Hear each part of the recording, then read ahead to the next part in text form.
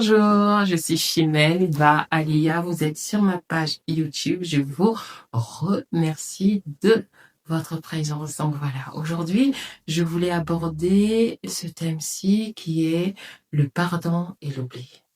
Savoir pardonner pour savoir oublier. Vous voyez?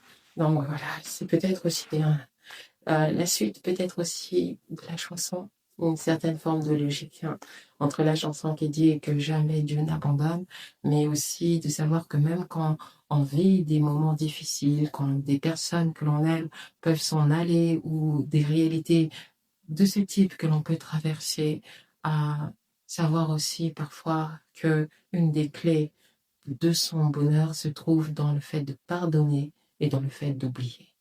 Et souvent, c'est le passage des Saintes Écritures qui me revient à cœur. Il y en a beaucoup dans la Bible. Mais celui que j'aime, moi en particulier, c'est celui où dans Exode, le peuple sort d'Égypte, se retrouve devant la mer dite de l'oubli, et ensuite après passe de l'autre côté. Ce que je trouve magnifique, c'est le nom en fait indiqué, la mer de l'oubli. Traverser la mer pour savoir oublier ce qu'on a vécu. Traverser ce moment-là de sa vie pour savoir laisser en arrière les douleurs subies en fait. Ils ont vécu 400 ans d'esclavage, 400 ans dans un territoire où on les a amoindris, 400 ans où on les a constamment rabaissés. Il faut savoir que la Bible dit que parce qu'ils étaient bergers, ils étaient mal vus des Égyptiens. Donc imaginez un peu pendant 400 ans être dans un territoire où tout le monde vous humilie. Donc il faut et j'ai vu souvent, en fait, enfin, j'ai reçu la grâce de pouvoir avoir cette bénédiction venant de la part de l'Esprit de Dieu, de pouvoir regarder ce moment des Saintes Écritures comme un processus, en fait, un processus dans lequel ils se sont engagés.